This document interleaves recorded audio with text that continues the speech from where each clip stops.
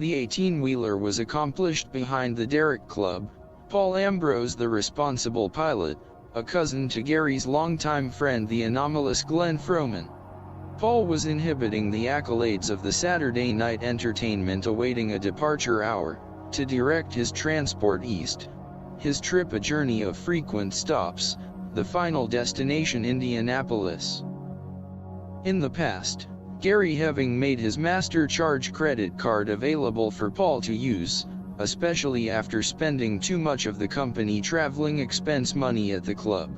Paul making an offer for Gary to accompanying him on his delivery escapades, to experience the vivacity of an over-the-road driver and visit his good friend Glenn whom had returned to Indianapolis. Gary concluding he need a break from his routine and being Saturday night the club could do without him until Tuesday, yes he would accept Paul's invitation. At 3 a.m., the Kerr-McGee Corporation big rig loaded with a cargo of antifreeze pulled out. The two were on their way to Indiana with stops in Arkansas and Tennessee.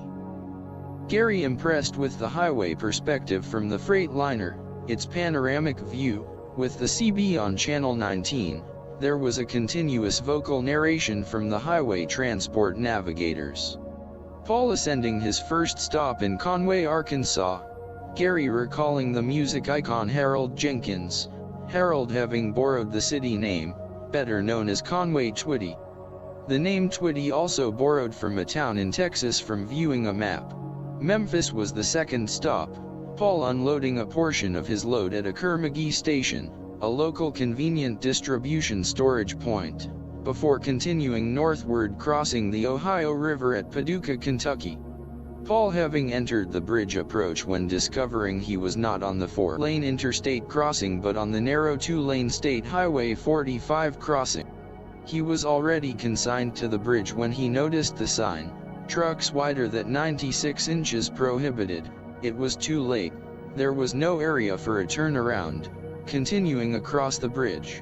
The good-natured Paul making light of the problem, steering why they hadn't seen any truck traffic on the approach to the bridge. The consigned delivery completed, the two travelers soon accosting the Indiana state line and Indianapolis, Paul dropping Gary off at Glenn's. Gary somewhat disheveled and tired from the lack of sleep, making every attempt to enjoy a nightlife excursion provided by Glenn. The following afternoon a weary traveler achieving flight reservation, not sure how to evaluate his expedition, leaving it as an experience.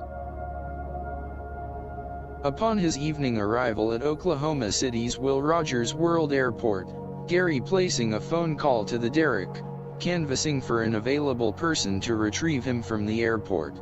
His pickup still deposited at the club, a club waitress arriving. Resuming his presence, later Gary found himself alone in the process of closing. A known patron, Donnie Sledge, entered with a look of disdain. Approaching Gary, demanding an explanation for his girlfriend picking him up at the airport, followed by an accusation of an illicit relationship. Gary was perplexed, explaining he had just returned from Indiana and had no idea who was going to pick him up at the airport. His explanation having no avail. Sledge evolving a handgun, wavering it in a threatening manner, then discharging it. The projectile rifling overhead striking the wall just above the musician. The explosive sound reverberating in the empty premises, the pungent smell of gunpowder adding to the complexity. Gary, momentarily shocked at the action of his assailant, was at a loss for disposition. Sledge retreated to the door, his final words before exiting, "If you mention this, you'll be a goner." Gary hesitating, unsure of what to do, then administering a call to a club acquaintance, a retired lieutenant from the Edmond City Police Department.